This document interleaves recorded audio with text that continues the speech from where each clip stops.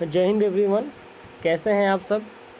आशा करता हूँ अच्छे होंगे, मस्त होंगे, ज़बरदस्त होंगे। जी हाँ दोस्तों, नेवी MR 2024 बैच के लिए साइंस का वन शॉट लेके आ गया हूँ दोस्त। सिर्फ 100 क्वेश्चन के साथ पूरे साइंस का कंपाइलेशन होगा दोस्त। अब तक आपने जो कुछ भी नहीं पढ़ा, मतलब अगर नेवी MR के लिए आपने कुछ नहीं पढ़ा अभी तक, तो इस क्लास से आपको 13 आउट ऑफ 13 के चांस है, ठीक है, क्योंकि उस तरह से कंटेंट तैयार किया गया है दोस्त, ठीक है। तो जो एग्ज़ाम ओरिएंटेड है वही इस क्लास में किया गया है दोस्त, इसके बाहर कुछ नहीं जाएगा दोस्त। इस क्लास को अंत तक वॉच कीजिएगा। 100 क्वेश्चन में आपको 100% यहाँ से फ़ायदा देखने को मिलेगा। तो दोस्त ज़्यादा देर नहीं करेंगे, स्टार्ट करेंगे। और पहला क्वेश्चन आपके स्क्रीन के सामने है। तो दोस्तों इसका जो PDF मिलेगा Telegram channel defence warrior studies पे मिलेगा, ठीक है। तो कोई डाउट नहीं रहेगा, यहाँ से आपको PDF मिल जाएगा, ठीक है, एनोटेशन के साथ। तो दोस्त यहाँ स्टार्ट करते हैं। ऊर्जा का ऐसा ही मात्रक निम्न ऊर्जा में से कौन सा है? थोड़ा सा यहाँ पे गलत हो गया, ऊर्जा नहीं होना चाहिए, निम्न में से कौन सा है, ठीक है। तो ऊर्जा का ऐसा ही मात्रक जो होता है दोस्त आपका क्या होता है? जूल होता है। क्या होता है? जूल होता है, ठीक है। और आपसे कुछ क्वेश्चन पूछे जा सकते हैं। अच्छा, एक किलोवाट किसका होता है? तो किलोवाट दोस्तों आपका शक्ति का होता है। किसका होता है? शक्ति का होता है। किलोवाट किसका मात्रक है? तो दोस्त शक्ति का मात्रक है। अश्वशक्ति किसका है? शक्ति का ही है। और एक अश्वशक्ति यानी कहने का अर्थ है 1 HP में, 1 मिनट वेट कीजिएगा, 1 HP में आपका 786 वाट होता है, सॉरी 746 वाट होता है, ठीक है। इसको याद रखना है, पेपर में पूछा हुआ है, ठीक है। न्यूटन जो है आपका फोर्स का यूनिट है, ठीक है। फोर्स बोले तो आपका बल का यूनिट है, ठीक है। इतना आपको याद रखना है। नेक्स्ट क्वेश्चन की तरफ बढ़ेंगे दोस्त। नेक्स्ट क्वेश्चन है, शक्ति का भौतिक मात्रा की विमीय सूत्र क्या है? तो शक्ति का भौतिक मात्रा का विमीय सूत्र क्या होता है दोस्त? तो आपका ml² T-2, ठीक है, ml² T-2। और आपका ml² T-2 किसका किसका होता है? तो बता दूँ आपको, ml² T² आपका जितना भी ऊष्मा होता है, ठीक है, ऊष्मा या फिर ऊर्जा, ठीक है, ऊष्मा या फिर ऊर्जा, ठीक है, ऊष्मा या फिर ऊर्जा। अब ऊर्जा में जो हो, काइनेटिक एनर्जी हो, पोटेंशियल एनर्जी हो, ठीक है, जो जो एनर्जी होता है सबका मात्रक ml² T-2 होता है, ठीक है। इतना याद रखिएगा। ml/T² किसका होता है? तो ये बल का होता है, ठीक है, याद रखना है, बल का होता है। और ml/T³ किसका होता है? आपको बताना है, नहीं, घनत्व का होता है। घनत्व में बोले तो डेंसिटी, ठीक है, डेंसिटी। माफ़ कीजिएगा, घनत्व का ml/T³ नहीं होता है, माफ़ कीजिएगा, सॉरी। घनत्व का नहीं होता है, उसका ml क्यूब होता है, ठीक है। मोहो एक पदार्थ की इकाई है। किस पदार्थ की इकाई है दोस्त? तो मोहो जो है आपका चालकत्व, ठीक है। ऑप्शन डी इसका राइट आंसर हो जाएगा। आपसे पूछे कि आपका प्रतिरोध की इकाई क्या है? तो आपका क्या है दोस्त? ओम है, ठीक है, ओम है प्रतिरोध की इकाई। और आपसे पूछे प्रतिरोधकता का, तो ओम मीटर हो जाएगा, ठीक है। चुंबकत्व का क्या होगा? टेस्ला हो जाएगा, ठीक है, टेस्ला, ठीक है, याद रखना, टेस्ला हो जाएगा। इतना आपको ध्यान में रखना है। नेक्स्ट क्वेश्चन है, एक विद्युत परिपथ में दो बिंदुओं के बीच विद्युत संभावित अंतर को मापने के लिए उपयोग किया जाने वाला उपकरण कौन सा है? तो दोस्त वोल्ट मीटर है, ठीक है। ऑप्शन ए इसका राइट आंसर हो जाएगा दोस्त। एमीटर से क्या मापा जाता है दोस्त? तो करेंट मापा जाता है, ठीक है, करेंट मापा जाता है, इसको याद रखिएगा, ठीक है। नेक्स्ट, एक प्रकाश वर्ष बराबर होता है, एक प्रकाश वर्ष किसके बराबर होता है दोस्त? तो आपका 9.46 गुना 10⁻12 किलोमीटर, ठीक है। ऑप्शन बी राइट आंसर हो जाएगा। अब आपसे क्वेश्चन पूछ सकता है, प्रकाश वर्ष से क्या मापा जाता है? तो प्रकाश वर्ष आपका दूरी मापक है, ठीक है, दूरी मापक है, इतना याद रखिएगा। नेक्स्ट क्वेश्चन, किलोवाट घंटा निम्न में से किसकी इकाई है? ठीक है, तो किलोवाट घंटा विद्युत ऊर्जा की इकाई है, ठीक है, किलोवाट घंटा, ठीक है। kWh जो मात्रक है आपका विद्युत ऊर्जा का है, ठीक है। विद्युत विभव के बारे में बात करें, ठीक है, विद्युत विभव, तो विद्युत विभव का इकाई क्या है दोस्त? तो वोल्ट है, ठीक है, याद रखिएगा, वोल्ट है। विद्युत आवेश के बारे में पूछे, विद्युत आवेश का क्या हो जाता है दोस्त, कूलम होता है। ठीक है, कूलम होता है। विद्युत शक्ति का क्या होता है, वाट होता है। क्या होता है, वाट होता है। ठीक है, नेक्स्ट क्वेश्चन है दोस्त, ध्वनि की तीव्रता को मापने वाली इकाई की पहचान करें। तो ध्वनि की तीव्रता क्या मापी जाती है, कैंडेला। ठीक है, डेसिबल जो है किसका मात्रक है, ध्वनि की तीव्रता मापता है। ठीक है, ध्वनि की तीव्रता इसको याद रखिएगा, ध्वनि की तीव्रता डेसिबल। ठीक है, एम्पियर जो है विद्युत धारा का यूनिट है, विद्युत धारा का यूनिट है, याद रखना है। ठीक है, नोट्स क्या है आपको बताना है। ठीक है, नेक्स्ट क्वेश्चन की बात करेंगे। रेडियोधर्मिता की इकाई है, रेडियोधर्मिता किसकी इकाई है दोस्त, तो आपका रेडियोधर्मिता की इकाई जो है दोस्त बेकुरल है। ठीक है, बेकुरल। नेक्स्ट एक चीज़ आपको बता दें दोस्त, अगर आप किसी भी डिफेंस एग्ज़ाम की तैयारी करते हैं तो कहीं ना कहीं जीके और इंग्लिश आता ही है। ठीक है, मतलब एक तरह से इंग्लिश की बात करें तो मेनली एयरफोर्स, नेवी और कोस्ट गार्ड में भी आता है। ठीक है, तो यहाँ पे आपका देख लीजिए, आपका दोनों बुक जो है यहाँ पे सामान्य ज्ञान का प्रैक्टिस सेट वाला 40 प्रैक्टिस सेट यानी 1000 क्वेश्चन है इसमें, जो कि बार बार पूछे गए हैं। और साथ ही साथ दोस्त यहाँ पे इंग्लिश का वोकेब बुक है। ठीक है ना, इंग्लिश का वोकेब बुक आपको मिल जाएगा यहाँ पे ओनली 39 रुपीज़ में। ठीक है, तो अच्छा कंटेंट है और 100% मैं इसका श्योरिटी देता हूँ कि दोस्त यहाँ से क्वेश्चन 100% पेपर में आपको फंसेंगे। ठीक है, और 110% यहाँ सिलेक्शन भी हुए हैं दोस्त, देख सकते हैं यहाँ से इनका वीडियो अपलोड किए हुए हैं, अभी जाके देख लीजिएगा, ज्वाइनिंग हुआ है इनका विनीत गोयल। ठीक है, जाके देख सकते हैं। नेक्स्ट बात करेंगे कि कैसे इसको परचेस करना है। तो आप 9534476350 पे आप व्हाट्सएप करेंगे, अपना नाम लिखेंगे, प्लेस लिखेंगे, 39 रुपीज़ पे करेंगे विथ स्क्रीनशॉट, और 2 बुक आपको मिल जाएगा विदिन 5 मिनट्स के अंदर। ठीक है, दोनों बुक 39 में मिल जाएगा। ठीक है, तो चलिए, अगर आपकी इच्छा है कि आप एग्ज़ाम क्लियर करें तो आप इसको ले सकते हैं, काफ़ी यूज़फुल है। ठीक है, तो चलिए नेक्स्ट क्वेश्चन की बात करते हैं। नेक्स्ट क्वेश्चन की बात करते हैं दोस्त, इलेक्ट्रॉन वोल्ट की इकाई क्या है। ठीक है, अगर एमआर की तैयारी कर रहे हैं तो आपको एक बुक जो है नहीं मिल पाएगा दोस्त, 39 में ही मिलेगा। ठीक है, दोनों साथ में ही मिलेगा, एक बुक नहीं मिल पाएगा, माफ़ कीजिएगा। ठीक है, तो दोनों ले लीजिए। आगे आप एग्ज़ाम की तैयारी करेंगे, एयरफोर्स हो गया या फिर कोस्ट गार्ड हो गया या फिर आपका एयरफोर्स नेवी एसएसआर हो गया, तो उसके लिए आप वोकेब का पोर्शन कर सकते हैं वहाँ से। ठीक है, इलेक्ट्रॉन वोल्ट किसकी इकाई है, तो दोस्त ऊर्जा की इकाई है, याद रखिएगा, काफ़ी बार पूछा गया पेपर में। ठीक है, प्रकाश की तरंग दैर्घ्य मापने की इकाई क्या है, प्रकाश की तरंग दैर्घ्य मापने की इकाई क्या होता है दोस्त, एक एंगस्ट्रॉम होता है। ठीक है, और एक एंगस्ट्रॉम में 10 के पावर -10 मीटर होता है, इसको याद रखना है। ठीक है, आप पूछेंगे कि ये डाइन क्या होता है, तो डाइन जो है आपका बल का मात्रक है। ठीक है, बल का मात्रक है। ठीक है, और एक डाइन में क्या बोल रहा है, एक न्यूटन में 10 के पावर, कुछ गलत हो रहा है क्या, कुछ गलत हो रहा है, इसको देखिएगा,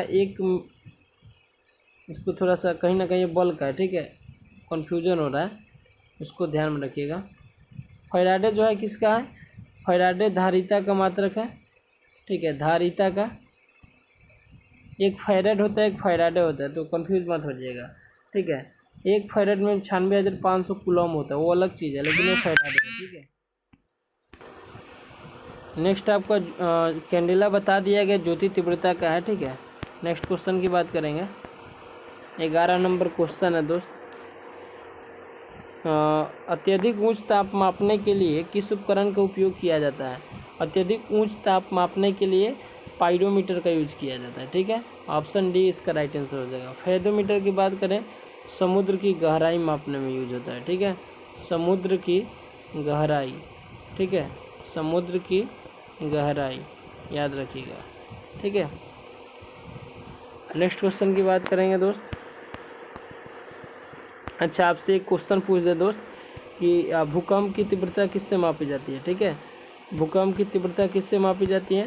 तो भूकंप की तीव्रता दोस्तों मापी जाती है आपका रिक्टर स्केल से। ठीक है, रिक्टर स्केल से भूकंप की तीव्रता मापी जाती है। रिक्टर स्केल से भूकंप की तीव्रता मापी जाती है। बार बार पूछा हुआ है भूकंप की तीव्रता मापी जाती है। ठीक है, रिक्टर स्केल से। और आपसे क्वेश्चन पूछ दे कि वायुमंडलीय दाब किससे मापा जाता है? वायुमंडलीय दाब, एटमॉस्फेरिक प्रेशर किससे मापा जाता है, किससे मेजर किया जाता है? तो आपको क्या लिखना है, आपका वायुमंडलीय दाब जो मापा जाता है बैरोमीटर से मापा जाता है। ठीक है, बैरोमीटर, इसको याद रखना है। ठीक है, बैरोमीटर, इसको मैं इधर करके लिख दे रहा हूँ। ठीक है, बाकी आप देख लीजिएगा। निम्नलिखित में से कौन सा नियम रॉकेट प्रणोदन में शामिल होता है? तो न्यूटन की गति का तीसरा नियम। ठीक है, याद रखना है। पहला नियम क्या बताता है? जड़त्व को बताता है। ठीक है, जड़त्व को बताता है। जड़त्व की खोज किसने की थी? गैलीलियो ने की थी। ठीक है, किसने? गैलीलियो ने। ठीक है, तो गैलीलियो को लिख लेते हैं यहाँ से।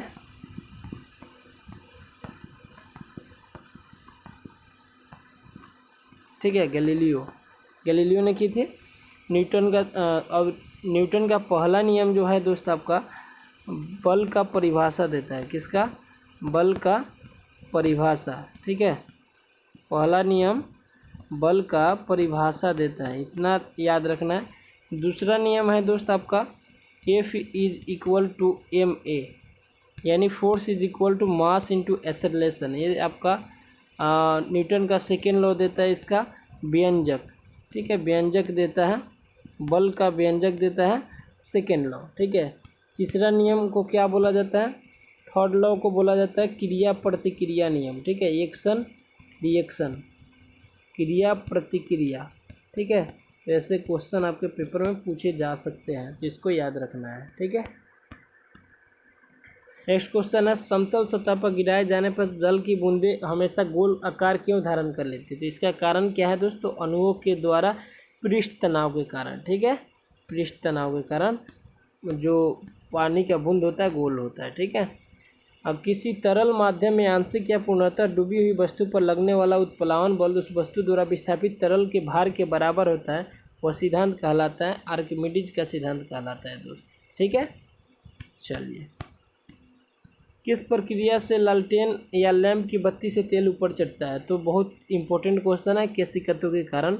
आईसीजी डीबी का पूछा हुआ क्वेश्चन है दोस्त, आईसीजी जीडी डीबी, जिसको मैं डीबी लिख देता हूँ। ठीक है, आईसीजी डीबी में पूछा गया क्वेश्चन है। ठीक है, नेक्स्ट क्वेश्चन है बल की दिशा में विस्थापन के साथ गुणनफल के द्वारा क्या दर्शाया जाता है?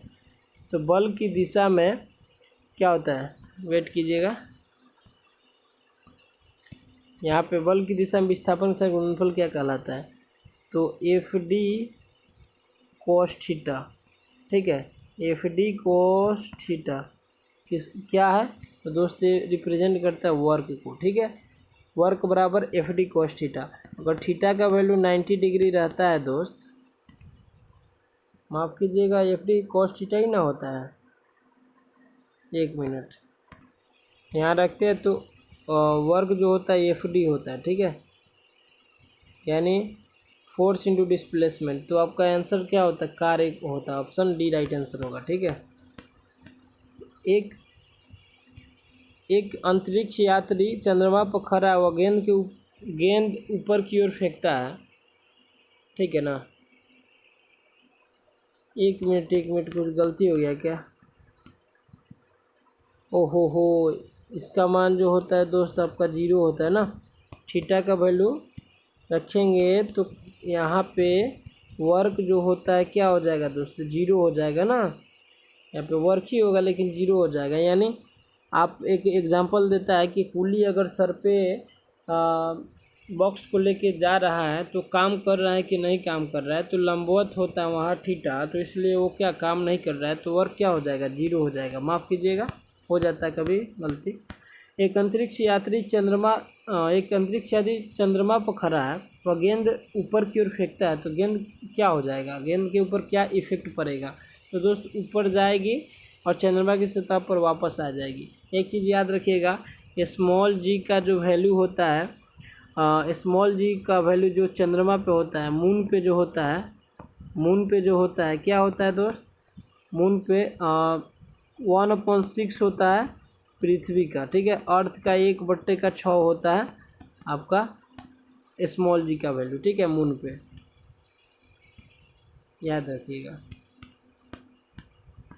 स्मॉल जी का मान क्या होता है दोस्त, तो 9.8 मीटर प्रति सेकेंड स्क्वायर, ठीक है, इसको याद रखना है।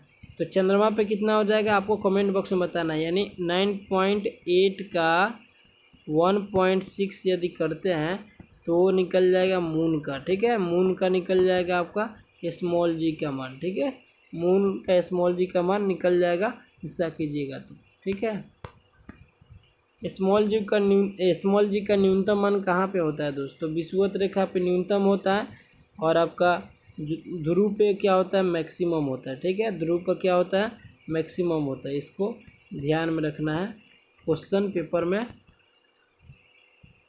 बार बार पूछा गया है, ठीक है, इसको याद रखना है। नेक्स्ट क्वेश्चन, वह प्रक्रिया जिसके द्वारा वायु में जल वाष्प जल की बूंदों में परिवर्तित होती है क्या कहलाती है। तो जल वाष्प जल की बूंद में, यानी ये चेंज किससे किस में हो रहा है, गैस टू लिक्विड में चेंज हो रहा है, ठीक है, गैस से लिक्विड में चेंज हो रहा है। तो इसको हम लोग क्या बोलते हैं दोस्त, इसको हम लोग बोलते हैं संघनन, यानी कंडेंसेशन। ऑप्शन इसका बी राइट आंसर हो जाएगा।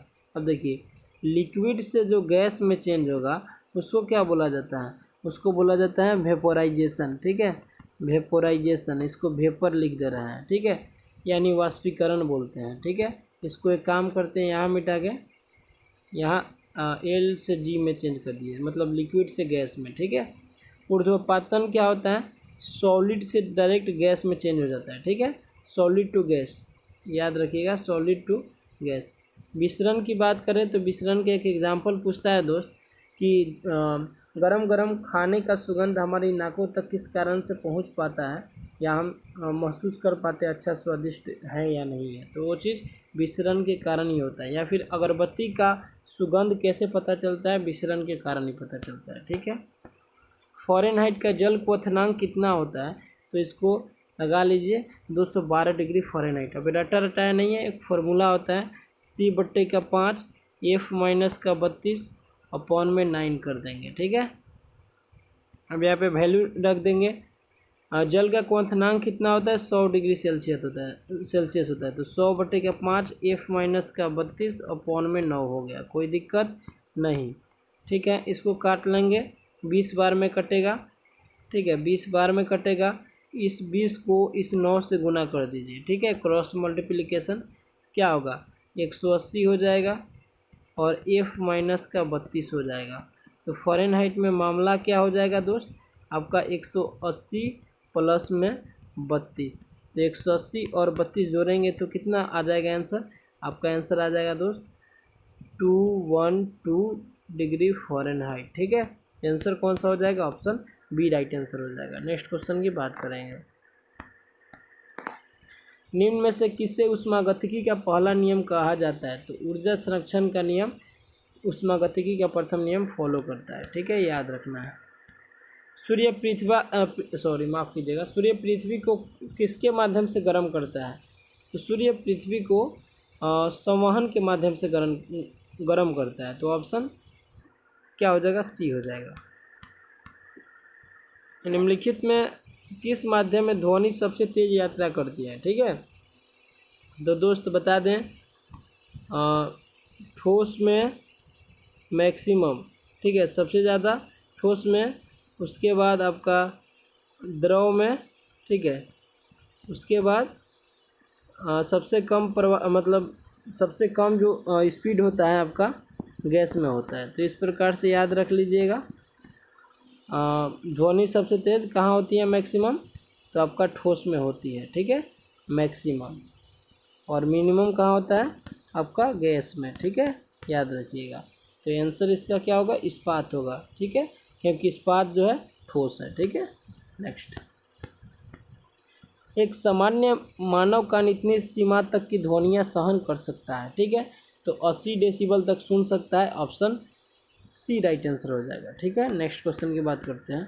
ध्वनि के उत्पादन और संचरण के अध्ययन को क्या कहा जाता है?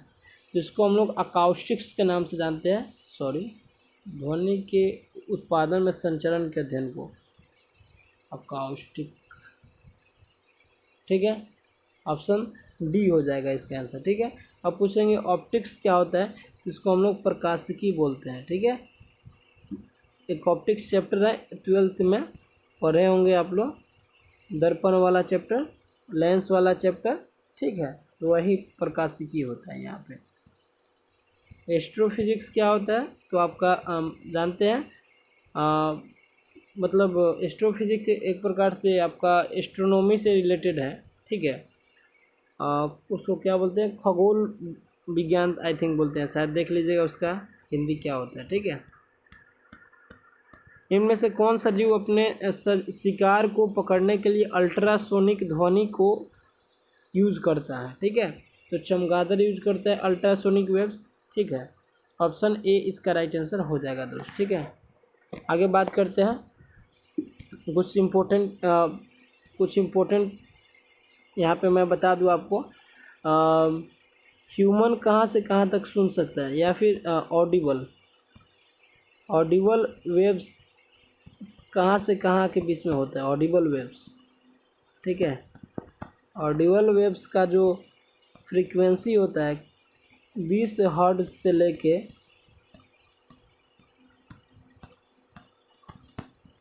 20,000 हर्ट्ज तक होता है, ठीक है। और आपका नेक्स्ट आपका कौन सा होता है? आपका इंफ्रासोनिक होता है,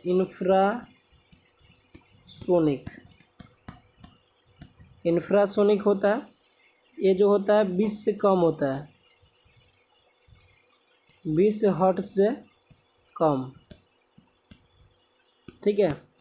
और एक होता है अल्ट्रासोनिक, इसको हम लोग क्या बोलते हैं? अवसरय तरंग, ठीक है। अल्ट्रासोनिक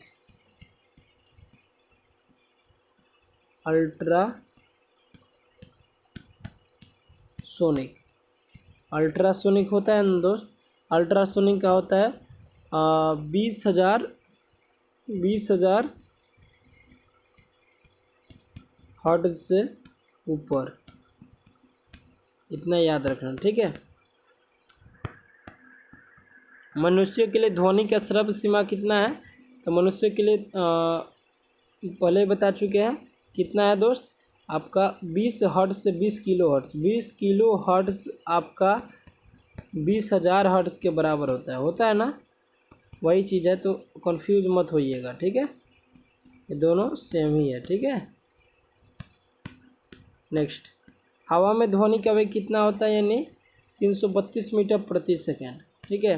अगर आपसे घुमा के क्वेश्चन पूछ दे किलोमीटर प्रति घंटा में, तो आराम से कर लेंगे 332 गुने 18/5, ठीक है। इसको कर लीजिएगा तो आपका आंसर किलोमीटर प्रति आवर में आ जाएगा आंसर, ठीक है। हो सके तो एग्जामिनर घुमा के क्वेश्चन पूछ दे तो आप निकाल लीजिएगा यहाँ पे, ठीक है। 332 लगभग, हम अगर 330 मानते हैं तो लगभग अप्रोक्सीमेट मैं निकाल लेता हूँ, आपको बता देता हूँ। 5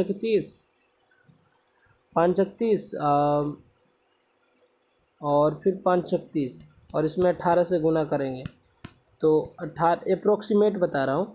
18 × 108, 0 इधर 10 हुआ, 18 × 108 और 10 118, ठीक है। तो लगभग इतना होता है 1188 किलोमीटर पर आवर, इससे ऊपर ही होता है, ठीक है, लगभग याद रखिएगा, ठीक है ना, इतना याद रखना है। ध्वनि की निम्नलिखित में से किस विशेषता को हर्ट्ज में मापा जाता है? ध्वनि की क्या मापा जाता है हर्ट्ज में? बताइए। ध्वनि की आवृत्ति मापी जाती है हर्ट्ज में, ठीक है, इसको भी याद रखना है। ध्वनि की आवृत्ति को मापा जाता है हर्ट्ज में, तो कहाँ है? ऑप्शन ए राइट आंसर हो जाएगा, ठीक है। ध्वनि की प्रबलता की इकाई क्या है? ध्वनि की प्रबलता की इकाई क्या है? आपका बेल भी है, फोन भी है, डेसिबल भी है, आपका उपरोक्त सभी है, ठीक है। कोई दिक्कत नहीं।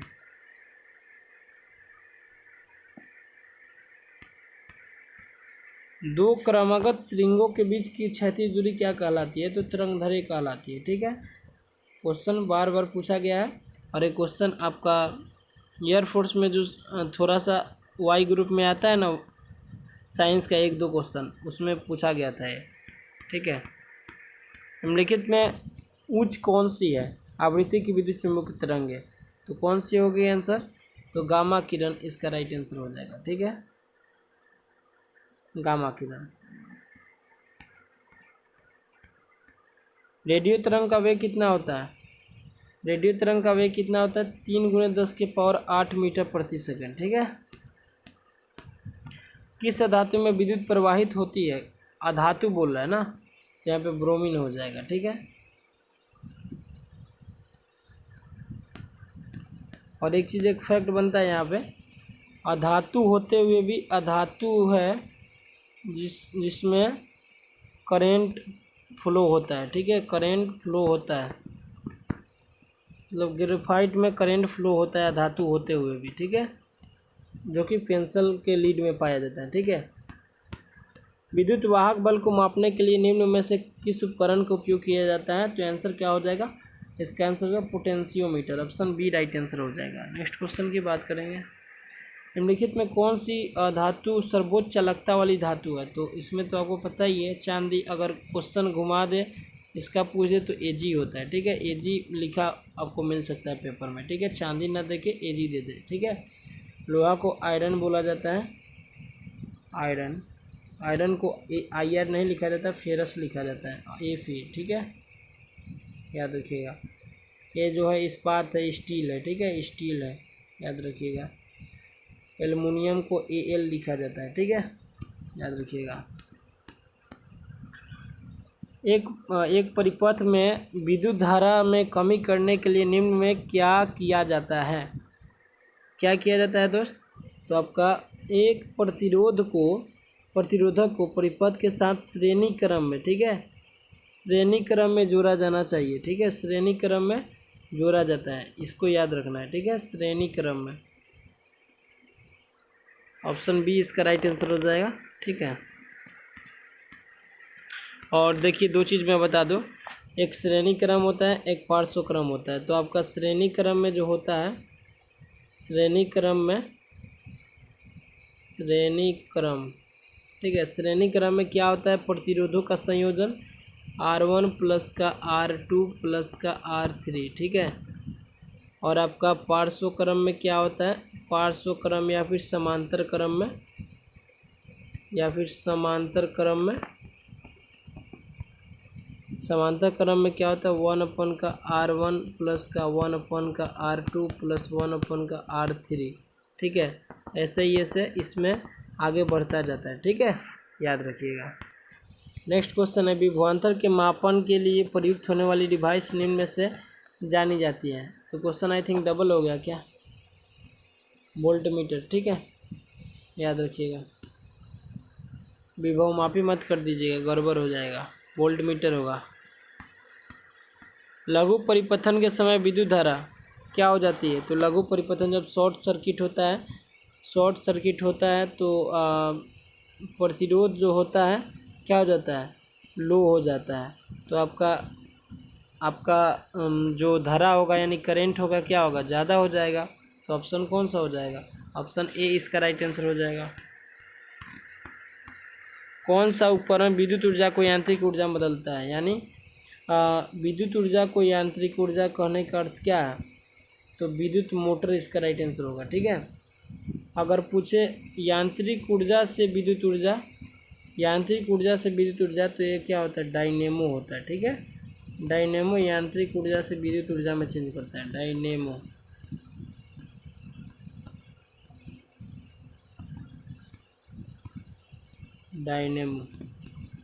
ठीक है, याद रखिएगा।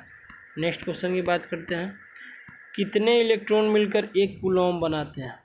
ठीक है, आंसर क्या हो जाएगा? 6.25 × 10⁻18 इलेक्ट्रॉन। इनमें से क्या विद्युत का अच्छा चालक नहीं है? तो आपका इसमें से हीरा हो जाएगा आंसर, ठीक है। ऑप्शन डी ऑप्शन के अनुसार। ओम का नियम क्या कहता है?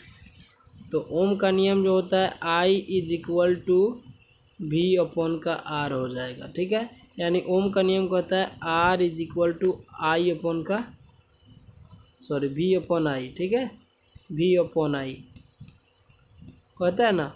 तो इससे हम लोग फाइंड आउट किए हैं, इसका आंसर क्या हो जाएगा, ये हो जाएगा, ठीक है।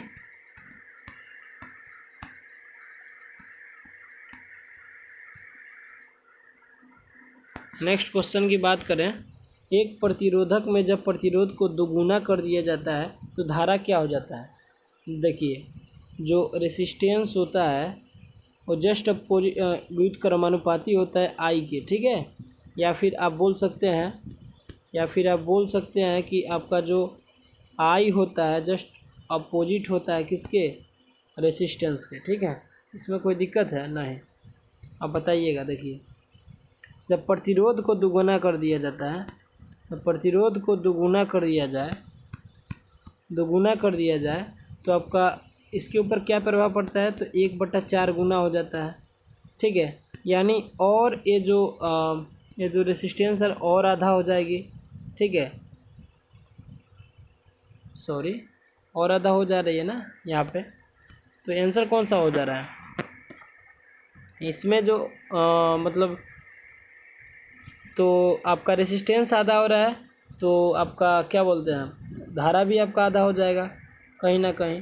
तो इसके लिए आपका आंसर कौन सा हो जाएगा, ऑप्शन बी हो जाना चाहिए, ठीक है। नेक्स्ट क्वेश्चन की बात करेंगे, पृथ्वी का चुंबकीय क्षेत्र की ओर निर्देशित होता है, तो उत्तर दिशा में ठहरता है, तो आंसर ऑप्शन सी होगा। पृथ्वी तथा सूर्य की किरणें पहुंचने में लगभग कितना समय लगता है, 8 मिनट लगता है।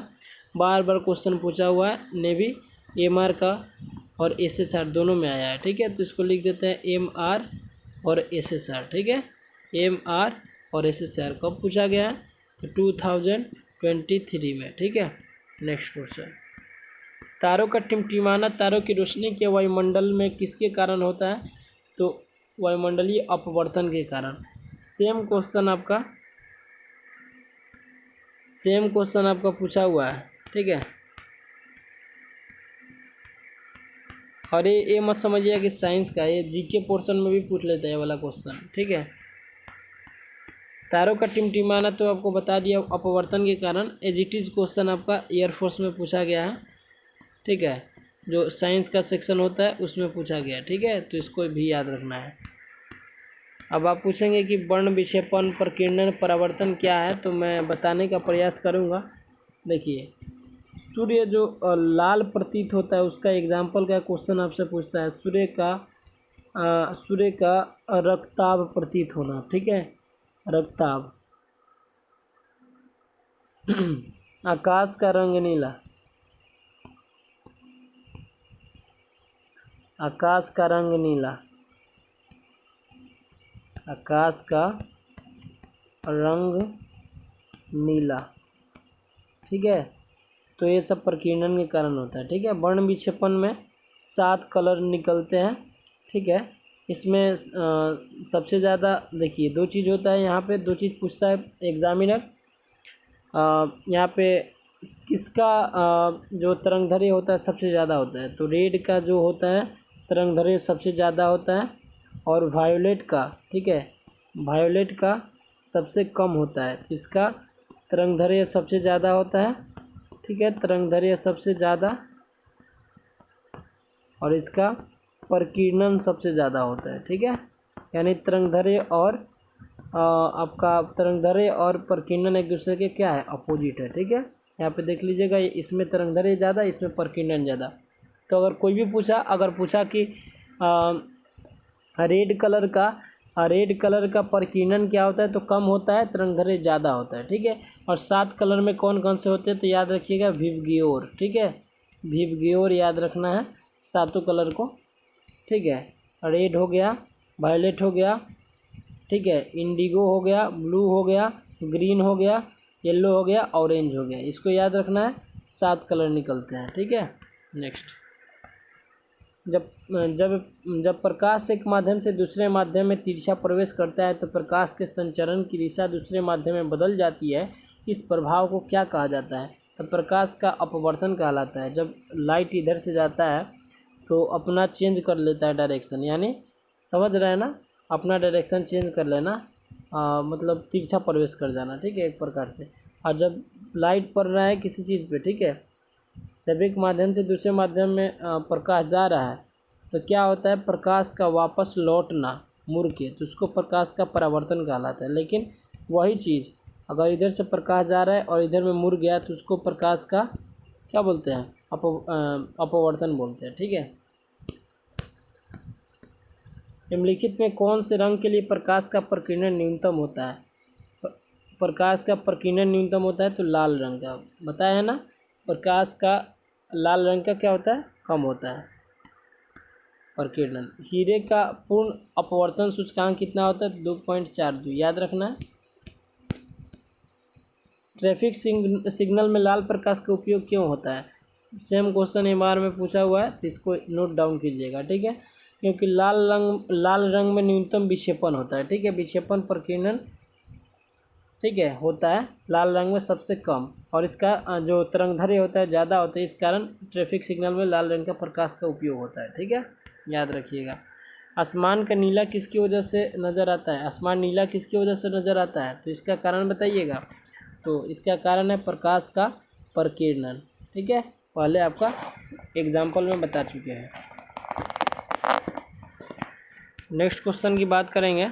निम्नलिखित में कौन सा दर्पण वाहनों में हेडलाइट के रूप में प्रयुक्त होता है? तो हेडलाइट के रूप में बात करें तो आपका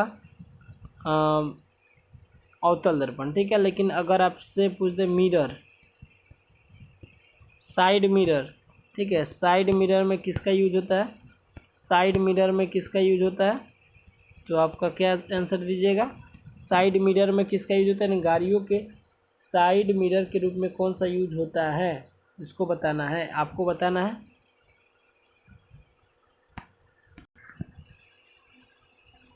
ये जो होता है उत्तल दर्पण आपका हो जाता है राइट आंसर। इसका राइट आंसर नहीं, मतलब साइड मिरर के रूप में आपका यूज होता है, ठीक है।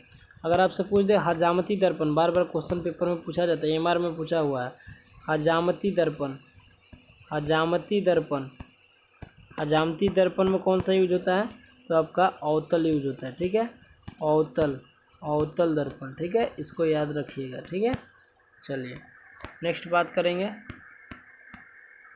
आँखों में प्रवेश करने वाले प्रकाश की मात्रा को किसके द्वारा नियंत्रित एवं विनियमित किया जाता है? तो ऑप्शन सी हो जाएगा, पुतली के द्वारा, ठीक है, ठीक है। एक और चीज़ बता दें, देखिए कुछ दृष्टि दोष होते हैं, इसको याद रखना है। जैसे निकट दृष्टि दोष, ठीक है, निकट दृष्टि दोष, निकट दृष्टि दोष, इसको अवतल दर्पण अवतल लेंस के द्वारा इसको ठीक किया जाता है, ठीक है। इसका फोकस दूरी वगैरह सब माइनस में होता है, ठीक है। निकट हो गया आपका दूरदृष्टि दोष। दूर की बात करें तो उसमें उत्तल लेंस यूज होता है, ठीक है, उत्तल लेंस यूज होता है, इसको भी याद रखना है। एक होता है जरा दूरदर्शिता, जरा दूरदर्शिता, जरा दूरदर्शिता, तो इसमें कौन सा होता है? जरा दूरदर्शिता, ठीक है, जरा दूरदर्शिता, ठीक है। इसमें बेलनाकार होता है, मतलब उसको क्या बोलते हैं? बाईफोकल लेंस, ठीक है, बाईफोकल लेंस, ठीक है, बाईफोकल लेंस, ठीक है, इसको भी याद रखना है। मॉर्निंग स्टार किसे कहा जाता है? माफ़ कीजिएगा, मॉर्निंग स्टार किसे कहा जाता है? तो मॉर्निंग स्टार के रूप में हम लोग शुक्र को जानते हैं, ठीक है, और मंगल को रेड प्लेनेट के नाम से जानते हैं, ठीक है, रेड प्लेनेट के नाम से जानते हैं मंगल को। बृहस्पति की बात करें तो लार्जेस्ट प्लेनेट है, ठीक है, एक क्वेश्चन थोड़ा सा साइंस सेक्शन में भी आ जाता है थोड़ा सा पोर्शन इसका। शनि जो है आपका, इसका जो डेंसिटी है सबसे कम है, डेंसिटी लेस है, डेंसिटी सबसे कम है, याद रखिएगा। और डेंसिटी सबसे ज़्यादा किसका? पृथ्वी का। और अगर आपसे पूछे ब्लू प्लेनेट किसे कहा जाता है? तो ब्लू प्लेनेट के नाम से जाना जाता है अर्थ को, ठीक है, अर्थ को। अगर अर्थ पे पूछे कि कितना परसेंट पानी है, 71% पानी है, 29% क्या है? वहाँ पे ज़मीन है। ज़मीन बोले तो स्थल है, ठीक है, इसको भी याद रखना है, काफ़ी बार पूछ सकता है, ठीक है, पेपर में आ सकता है। तो हालांकि ये सब जीके पोर्शन में आता है, थोड़ा सा आपका चैप्टर इसमें साइंस में आया तो बता दिए। अंतरिक्ष यात्री को अंतरिक्ष में आकाश कैसा दिखता है? काफ़ी फेमस क्वेश्चन है, नेवी एमआर में मतलब 3 बार पूछ चुका है, ठीक है, 3 बार पूछ चुका है क्वेश्चन, ठीक है। काफ़ी एग्जामिनर का फेवरेट क्वेश्चन भी है, एमआर में पूछा गया है, ठीक है, या फिर एसएसआर जीके में पूछता है ये चीज़, ठीक है। तो अंतरिक्ष यात्री को अंतरिक्ष में आकाश कैसा प्रतीत होता है? तो आपका काला प्रतीत होता है, ठीक है। नेक्स्ट, किसी तारे की दूरी मापने के लिए उचित इकाई क्या है? तारे की दूरी मापने के लिए प्रकाश वर्ष, ठीक है। एक और क्वेश्चन पूछता है, पार्सेक से भी दूरी मापी जाती है, पार्सेक भी दूरी मापने की इकाई है, ठीक है, दूरी का यूनिट है, ठीक है, दूरी का यूनिट है, इसको याद रखना है, ठीक है।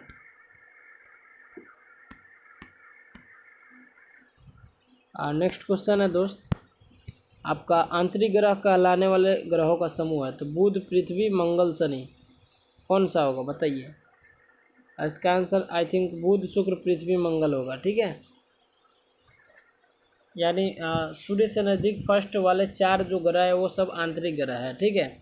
और उसके बाहर वाले गैस के गोले हैं, जैसे बृहस्पति, शनि, अरुण, वरुण, ठीक है, चारों जो है गैस के गोले हैं और ये बाहरी ग्रह कहलाते हैं, ठीक है। नेक्स्ट क्वेश्चन, बिग बैंग सिद्धांत की व्याख्या किसने की? व्याख्या करता है, क्या व्याख्या करता है? तो ऑप्शन डी हो जाएगा, ब्रह्मांड की उत्पत्ति की व्याख्या करता है, ठीक है। नेक्स्ट, एलसीडी का एक मूल प्रकार का मॉनिटर, एलसीडी का पूर्ण नाम क्या है? लिक्विड क्रिस्टल डिस्प्ले, ठीक है, ऑप्शन सी इसका राइट आंसर हो जाएगा दोस्त, ठीक है। अगर आपसे पूछ दे कि एलईडी का फुल फॉर्म पूछ दे, एलईडी का क्वेश्चन पूछा हुआ है, एलईडी का फुल फॉर्म पूछ दे, तो एलईडी का फुल फॉर्म क्या होता है दोस्त? एलईडी का फुल फॉर्म होता है लिक्विड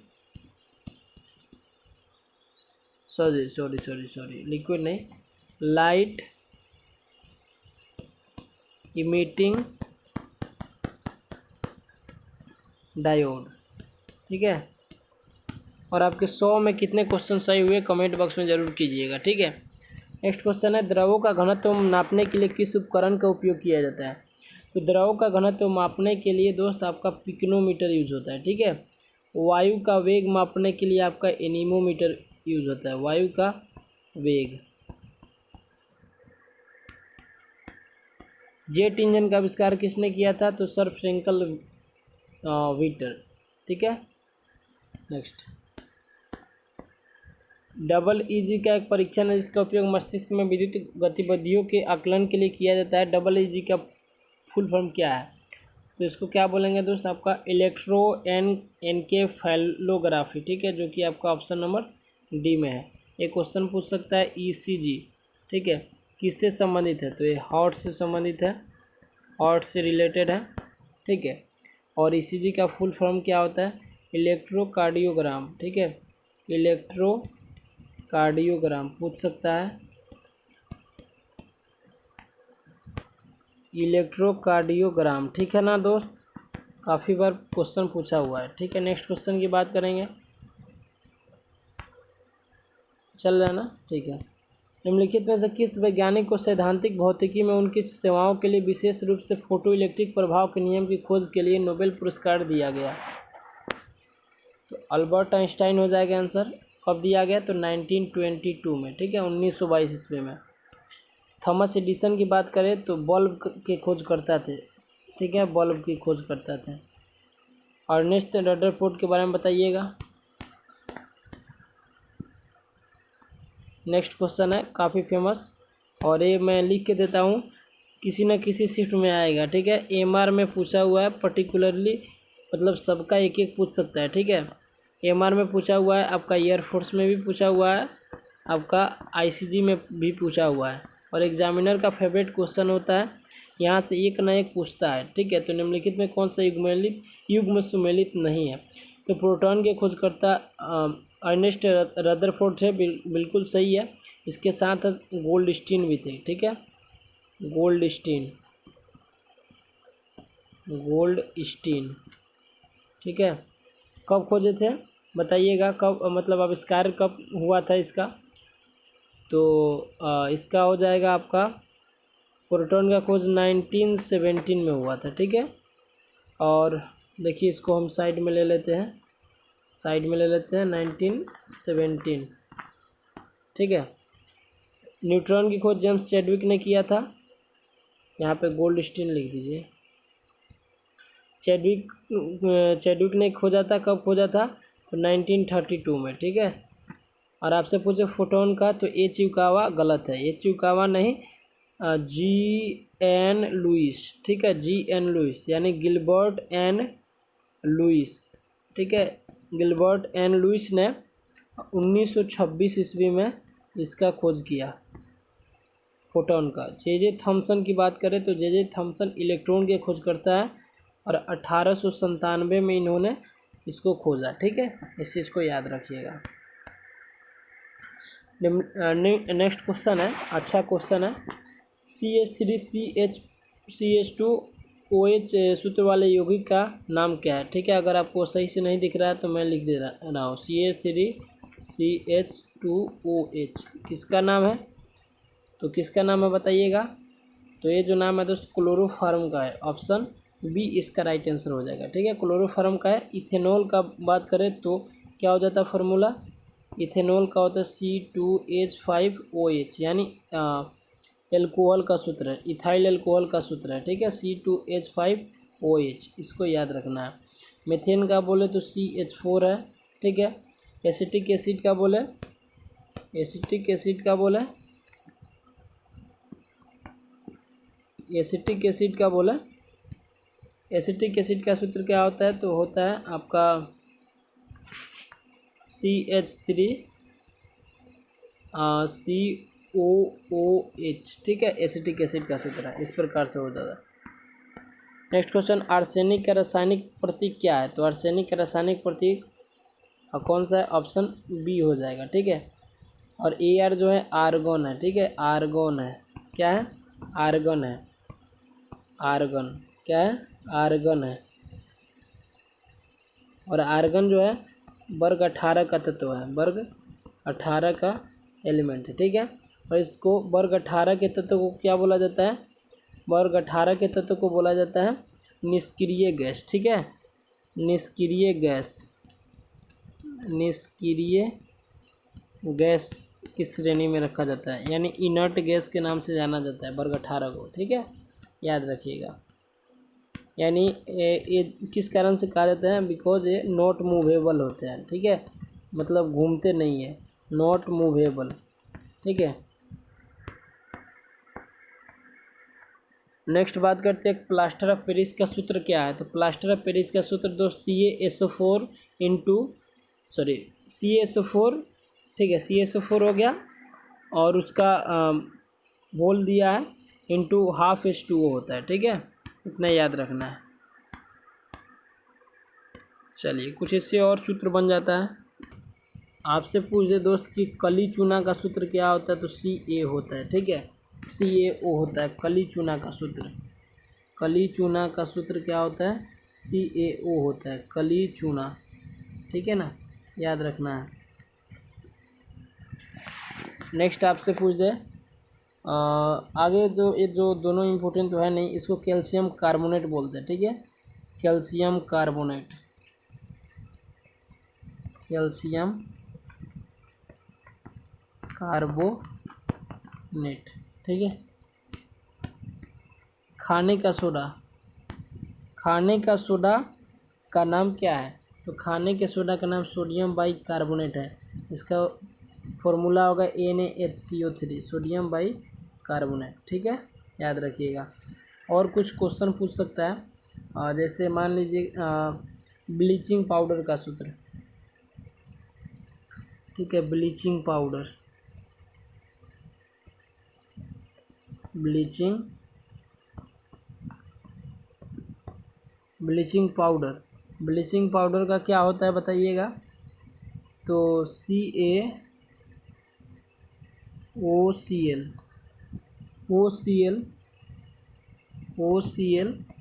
और इसका होल हो जाएगा। ठीक है, मतलब इसका 2 हो जाएगा, OCl2। ठीक है, CaOCl2, याद रखिएगा। ब्लीचिंग पाउडर का सूत्र होता है। अगर आपसे पूछ दे नीला थोथा, ठीक है, नीला थोथा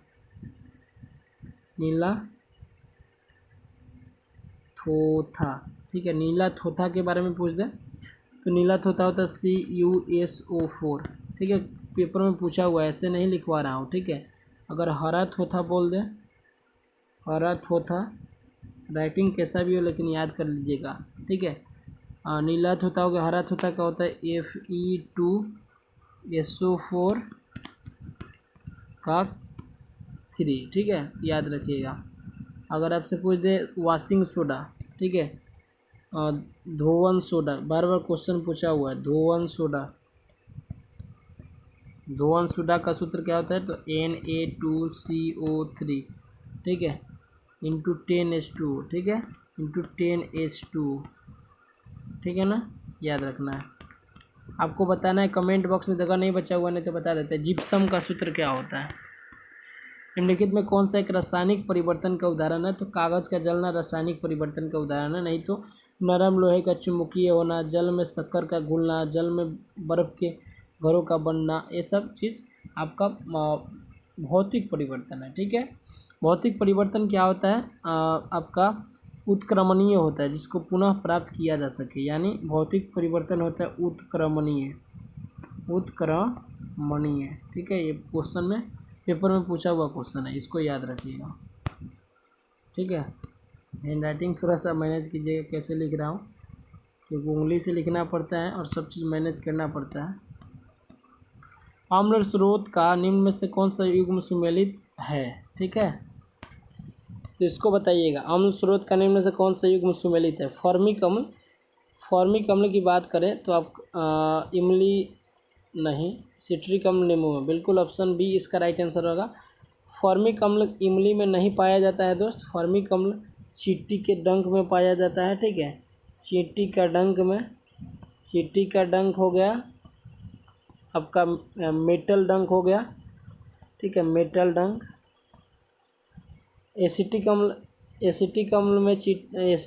चींटी के डंक में नहीं, बल्कि आपका सिरका में पाया जाता है। ठीक है, बार बार क्वेश्चन पूछा हुआ है, तो याद रखिएगा सिरका में। ठीक है, कहाँ? सिरका में पाया जाता है। लैक्टिक अम्ल की बात करें तो दूध से रिलेटेड जो भी चीज़ है, दूध हो गया, दही हो गया, ठीक है, बाकी सब दूध से रिलेटेड है। ठीक है, आगे पूछे टार्टरिक एसिड किस में पाया जाता है? Tartaric acid. ठीक है, तो टार्टरिक एसिड किस में पाया जाता है दोस्त? तो आपका इमली में पाया जाता है, इमली में पाया जाता है। अरे इपली क्यों लिख रहे हैं दोस्त? फिर वही इमली में हो गया, अंगूर में हो गया, और सबको पता रहता है, लेकिन एक चीज़ क्वेश्चन पूछ सकता है, कच्चा आम में कौन सा पाया जाता है? ठीक है, कच्चा आम में कौन सा पाया जाता है? तो आपका टार्टरिक पाया जाता है। ठीक है, याद रखिएगा। मानव शरीर का पीएच के भीतर कार्य करता है, तो 7 से 7.8 के बीच होता है। तो कुछ पीएच मान देख लेते हैं। सबसे पहले पीएच का जो खोजकर्ता थे कौन थे? सोरेनसन थे खोजकर्ता। ठीक है, सोरेनसन। ठीक है, बात कर लेते हैं अन्य पीएच वैल्यू किसका क्या होता है। तो दूध का जो होता है, मिल्क का, इम्पोर्टेंट है, मैं लिखवा दे रहा हूँ, 6.4 होता है आपका। आगे पूछ देता है शराब का क्या होता है, यानी अल्कोहल का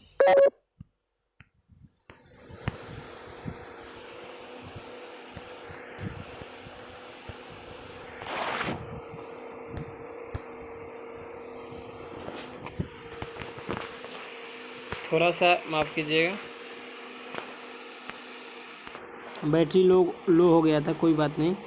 अल्कोहल का, ठीक है, अल्कोहल का कितना होता है? 2.8 होता है, ठीक है।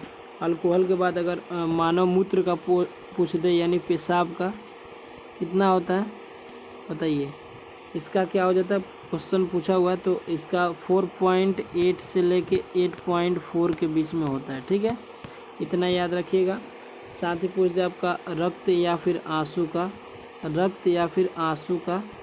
ठीक है, रक्त या फिर आंसू का दोनों का पीएच मान कितना होता है? 7.4 होता है, ठीक है, 7.4 होता है।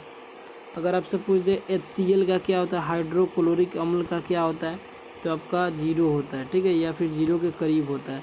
अगर आपसे पूछ दे H2SO4 का क्या होता है, सल्फ्यूरिक एसिड का क्या होता है, तो आपका 1 होता है, इतना याद रखिएगा, कितना होता है? 1 होता है, ठीक है। तो इतना सारा बता दिए, और जो इम्पोर्टेंट है आप देख लीजिएगा, ठीक है। पीतल किसका मिश्रण है? पीतल किसका मिश्रण है बताना है आपको। और इसमें एक चीज़ छूट गया, उदासीन, हाँ, उदासीन विलयन का पीएच मान क्या होता है, ठीक है, तो इसका भी क्या होता है? 7, ठीक है। और जल का क्या होता है? जल का भी यही होता है, 7, ठीक है, ये छूट गया था। पीतल किसका मिश्रण था दोस्त बताइए तो आपका कॉपर और जिंक का, ठीक है, कॉपर और जिंक का, ठीक है, इतना याद रखना, बार बार पूछा हुआ है। एक चीज़ पूछ दे स्टेनलेस स्टील, ठीक है, स्टेनलेस स्टील किस से मिलके बना होता है, मतलब किसका मिश्रण है? तो स्टेनलेस स्टील है फेरस का प्लस का कॉपर का प्लस का निकेल का, ठीक है, इतना याद रखना है दोस्त, ठीक है। नेक्स्ट, किस वैज्ञानिक ने परमाणु भार के बढ़ते क्रम में तत्वों को आवर्त सारणी में व्यवस्थित किया था? ठीक है, तो आंसर हो जाएगा दिमित्री मेंडलीव। परमाणु भार के क्रम में, न कि परमाणु संख्या के आधार पर। परमाणु संख्या के आधार पर हेनरी मोसले ने किया था। आधुनिक आवर्त सारणी का जनक इन्हीं को कहा जाता है, आधुनिक आवर्त सारणी के जनक, आधुनिक आवर्त सारणी, ठीक है, याद रखिएगा। आधुनिक आवर्त सारणी में कितने वर्ग हैं? आवर्त कितने हैं? आवर्त 7 है, वर्ग 18 है, ठीक है, याद रखिएगा। निम्न में से किसने अष्टक सिद्धांत दिया था? तो न्यूलैंड का अष्टक नियम, सारे गामा पधनी, ठीक है, सारे गामा पधनी, ठीक है, इस प्रकार से इन्होंने दिया था। डोबराइनर का था तिर्यक नियम, ठीक है, तिर्यक नियम दिया था इन्होंने। परमाणु के नाभिक में होते हैं, परमाणु के नाभिक में प्रोटॉन एवं न्यूट्रॉन होते हैं, ठीक है, ऑप्शन बी इसका राइट आंसर हो जाएगा, ठीक है। आगे बात करते हैं दोस्त, आगे एक चीज़ याद रखिएगा, प्रोटॉन का जो संख्या होता है इलेक्ट्रॉन के संख्या के बराबर होता है, ठीक है, इतना याद रखना है।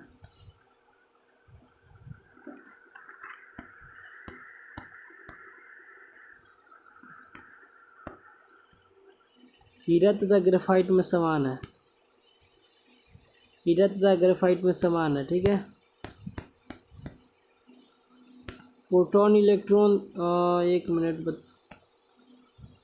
प्रोटॉन इलेक्ट्रॉन बराबर होते हैं, अच्छा इसको कंफर्म कीजिएगा आप, ठीक है, एक बार। हीरा तथा ग्रेफाइट में क्या समान था दोस्त? तो उसका परमाणु भार, ठीक है, ऑप्शन डी इसका राइट आंसर हो जाएगा, ठीक है, याद रखिएगा। ओसीडी का पूर्ण नाम क्या है? तो obsessive compulsive disorder, option D इसका राइट आंसर होगा, ठीक है, ऑप्शन डी राइट आंसर होगा। एंटीबायोटिक की खोज किसने की थी? एंटीबायोटिक की खोज किसने की थी? अलेक्जेंडर फ्लेमिंग ने की थी, ठीक है। नेक्स्ट क्वेश्चन है, विटामिन की कमी से पेलाग्रा होता है, एक रोग है क्योंकि विटामिन B3 की कमी से होता है, ठीक है। आगे देख लेते हैं, इसका जो साइंटिफिक नाम पूछा जाता है, तो इसका जो साइंटिफिक नाम है नियासिन है, क्या है? नियासिन है, ठीक है। B6 का नाम क्या है दोस्त? विटामिन B6 का नाम है पायरिडॉक्सिन, पायरिडॉक्सिन, ठीक है, पायरिडॉक्सिन, डॉक्सिन। विटामिन सी का नाम है, विटामिन B2 का नाम क्या है, राइबोफ्लेविन है, ठीक है, राइबोफ्लेविन, याद रखिएगा, राइबोफ्लेविन, ठीक है। नेक्स्ट आपका विटामिन B12 का नाम क्या है, विटामिन B12 का नाम है साइबोकोबालमिन, साइबोकोबालमिन, साइबोकोबालमिन, ठीक है। थोड़ा सा हिंदी में देख लीजिएगा, मैनेज कीजिएगा, साइबोकोबालमिन। आगे B1 का पूछ दे तो टोटल जो B कम्प्लेक्स है 8 है, ठीक है, 8 टोटल है। और B1 का नाम जो है दोस्त, इसका नाम है थायमिन। क्या नाम है, थायमिन, ठीक है, लिखवा दे रहा हूँ, क्या पता पूछ दे इसमें से, ठीक है। थायमिन। B2 बता दिए, B3 बता दिए, B5 बता देते हैं, ठीक है। पेंटाथोनिक, इसको लिख देते हैं नीचे, ठीक है, जगह तो है ही नहीं, इसको B5 को लिख देते हैं नीचे। B5 का नाम है पेंटाथोनिक, पेंटाथोनिक, ठीक है, पेंटाथोनिक, याद रखिएगा, पेंटाथोनिक। पेंटाथोनिक है, B7 हो गया ना, B7 नहीं हुआ, B7 का नाम है बायोटिन। क्या नाम है दोस्त, बायोटिन। सारा लिखवा दे रहा हूँ, ठीक है, सारा याद कर लीजिएगा। बायोटिन हो जाता है B7 का नाम। अब B अब कौन छूटा है, B9 छूटा, ठीक है। B9 का नाम है फोलिक एसिड, ठीक है, फोलिक एसिड, ठीक है। और इसी की कमी से एनीमिया बीमारी होती है, एनीमिया खून की कमी, ठीक है। तो देख लीजिए इतना है, बाकी छूटा हो तो आप थोड़ा सा कर लीजिएगा, बाकी सब हमने करा दिया है, ठीक है।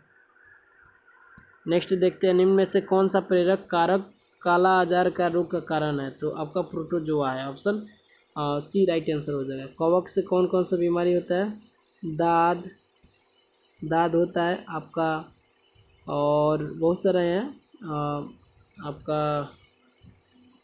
आपका गंजापन, ठीक है, बैक्टीरिया से होने वाले टीबी, ठीक है, टीबी हो गया, और बहुत सारा है, देखिएगा तो आपका टाइफाइड, ठीक है। टाइफाइड से क्वेश्चन पूछता है कि टाइफाइड किस अंग को प्रभावित करता है, तो टाइफाइड दोस्त आंत को प्रभावित करता है, ठीक है। वायरस का देखें तो एड्स, ठीक है, एड्स हो गया आपका, कोविड हो गया, ठीक है, और सब देख लीजिएगा आप, ठीक है। या फिर इसका चिकन पॉक्स हो गया, ठीक है, चिकन पॉक्स वायरस से होने वाला रोग है, ठीक है। आपका एड्स का फुल फॉर्म पेपर में पूछता है तो लिख लीजिएगा एक्वायर्ड, ठीक है, एक्वायर्ड इम्यून, ठीक है, डेफिशिएंसी सिंड्रोम, ठीक है, देख लीजिएगा, एड्स का फुल फॉर्म में पूछा जाता है, ठीक है। रिकेटस बीमारी किसके अभाव में होती है, रिकेटस बीमारी विटामिन डी के अभाव में होती है। विटामिन ए का रासायनिक नाम पूछ ले दोस्त, मैं एकदम इम्पोर्टेंट 100 क्वेश्चन करा रहा हूँ और एक्सप्लेनेशन के साथ इतना अच्छा से करा रहा हूँ कि इसके बाहर क्वेश्चन जाएगा ही नहीं, ठीक है। रिकेटस बीमारी किसके अभाव में होता है, तो विटामिन डी के अभाव में होता है, आपको तो पता ही है। अब विटामिन ए जो है दोस्त, एक चीज़ याद रखना है, इसका नाम क्या होता है, तो रेटिनॉल होता है, ठीक है, याद रखिएगा, रेटिनॉल। विटामिन बी की बात करें तो विटामिन बी में तो 8 थे, ठीक है। विटामिन सी का क्या होता है नाम, विटामिन सी का नाम जो होता है, 1 मिनट, इसमें नाम पहले छोड़ते हैं, साइंटिफिक नेम से पहले मैं बीमारी बता देता हूँ। यहाँ पे विटामिन ए की कमी से रतौंधी होता है, विटामिन बी की कमी से बेरी बेरी होता है, ठीक है, बेरी बेरी होता है। विटामिन सी की कमी से क्या होता है, स्कॉर्बी होता है, स्कॉर्बी, ठीक है। बेरी बेरी एक क्वेश्चन पूछता है पेपर में कि किसका टीका नहीं बना है, ठीक है, मतलब टीका किसमें नहीं लगता है, तो आपका टीका नहीं लगता है, बेरी बेरी का कोई टीका नहीं है, ठीक है, याद रखिएगा। आपका विटामिन ए का जो नाम है, साइंटिफिक नाम है, उसका नाम है रेटिनॉल, ठीक है, ये भी लिखवा देता हूँ, रेटिनॉल। विटामिन बी का तो अलग अलग है सबका, विटामिन सी का जो है दोस्त कौन सा है, तो विटामिन सी का क्या बोलते हैं, उसका नाम क्या है। विटामिन सी से पहले डी क्या बता दें, कैल्सीफेरोल है, ठीक है, कैल्सीफेरोल, ठीक है, कैल्सीफेरोल। विटामिन सी का बताइए, विटामिन सी का एस्कॉर्बिक एसिड है, ठीक है, एस्कॉर्बिक एसिड, ठीक है। तो इतना सारा है, देख लीजिएगा, काफ़ी इंपॉर्टेंट है, ठीक है। मैं एक एक क्वेश्चन अच्छे से डीपली बता रहा हूँ, ठीक है। जीका वायरस रोग मुख्य रूप से किस वायरस के कारण होता है, तो आपका एडिज मच्छर के कारण। ऑप्शन सी राइट आंसर हो जाएगा इसका, ठीक है, ऑप्शन सी। नेक्स्ट क्वेश्चन की बात करेंगे। मनुष्यों में निषेचन आमतौर पर निम्बवाही नलिका में होता है। मानव नेत्र के निम्नलिखित में से किस भाग पर चित्र बनता है, रेटिना पर बनता है, ठीक है ना। एक किताब पढ़ते समय पुस्तक और आँख के बीच की आवश्यक न्यूनतम दूरी 25 सेंटीमीटर चाहिए और इसको समंजन क्षमता के नाम से भी जाना जाता है। पूछा जाता है कि मनुष्य की समंजन क्षमता कितनी होती है, 25 सेंटीमीटर, ठीक है। सर्वाधिक दाता रक्त समूह है ओ, ठीक है, ओ सर्वाधिक रक्तदाता समूह है। और आपसे पूछे सर्वग्राही मतलब सबसे ले सकता है, ये भी सब ग्रहण कर लेता है। नेक्स्ट है, मानव शरीर के रक्त संचरण की खोज किसने की थी, तो विलियम हार्वे ने, ठीक है। रॉबर्ट हुक जो थे मृत कोशिका की खोज की थी, ठीक है, मृत कोशिका की खोज की थी। आगे देखते हैं, इनमें से कौन सा अंग नहीं है, तो बिल्कुल आपका पेशी अंग नहीं है। मस्तिष्क जानते हैं आप, यकृत जानते हैं, हृदय जानते हैं, ठीक है। यकृत के बारे में बात करें तो सबसे बड़ा, ठीक है, सबसे बड़ा मतलब शरीर का सबसे बड़ा अंग यकृत है, ठीक है, याद रखिएगा। हृदय जो है आपको पता ही है। और एक चीज़ पूछ देता है इससे क्वेश्चनों की, हृदय का मतलब कार्डियोलॉजिस्ट होता है, मतलब जो डॉक्टर होता है कार्डियोलॉजिस्ट होता है, ठीक है, कार्डियोलॉजिस्ट। मस्तिष्क का बोले तो न्यूरोलॉजिस्ट। अगर पूछ दे अध्ययन क्या कहलाता है, हृदय का अध्ययन करने वाला कार्डियोलॉजी होता है और न्यूरोलॉजी होता है आपका मस्तिष्क का अध्ययन करने वाला, ठीक है। ये भी क्वेश्चन पूछ दिया जाता है। एक वयस्क मनुष्य में कितने भेदक यानी कैनाइन होते हैं, तो 4 होते हैं, याद रखिएगा, ठीक है। वयस्क मनुष्य में कितने दांत होते हैं, तो वयस्क मनुष्य में 32 दांत होते हैं, ठीक है, 32। और आपका हड्डी की संख्या पूछ दे, यदि हड्डी की संख्या पूछ दे तो 206 होता है, ठीक है, इसको भी याद रखना है। नेक्स्ट क्वेश्चन आ गया दोस्त, मानव शरीर में पाचन तंत्र का सबसे लंबा हिस्सा कौन सा है, छोटी आंत है, जिसकी लंबाई 8 मीटर से 10 मीटर होती है, ठीक है, मतलब 8 मीटर बताया गया है, ठीक है, 8 मीटर छोड़िए, मतलब सबसे बड़ी छोटी आंत है, याद रखिएगा। श्वसन के दौरान मनुष्य के द्वारा छोड़ी जाने वाली सांस में कार्बन डाइऑक्साइड का प्रतिशत कितना होता है, 4.4% होता है। 4% ऑप्शन में है तो 4% ही लिखते हैं, ठीक है। नींबू का खट्टा स्वाद इनमें से किसकी उपस्थिति के कारण होता है, तो साइट्रिक एसिड इसमें मिलता है, ठीक है। और सब आपको पता ही है। ऑक्जेलिक अम्ल की बात करें तो पालक में पाया जाता है, ठीक है, पालक में। एसिटिक तो बताया है सिरका में, ठीक है, सिरका में एसिटिक। और आपका फॉर्मिक अम्ल बताया है नेटल डंक, ठीक है, नेटल डंक में फॉर्मिक अम्ल पाया जाता है, बाकी समझ सकते हैं आप। विटामिन बी सेवन का रासायनिक नाम क्या है, तो बायोटीन है, पहले बता चुका हूँ, ठीक है, टाइम वेस्ट नहीं करूँगा यहाँ पे। विटामिन सी में कौन सा विटामिन जल में घुलनशील है, तो विटामिन जल में घुलनशील विटामिन के नाम के बारे में बात करें, मैं बता दूं इसमें कौन सा है। देखिए, वसा में घुलनशील कौन कौन सा होता है, वसा में घुलनशील जो है अडेक, ADEK, ठीक है, ADEK, ठीक है। इसको छोड़ के इसमें कौन सा है, A है, C है, E है,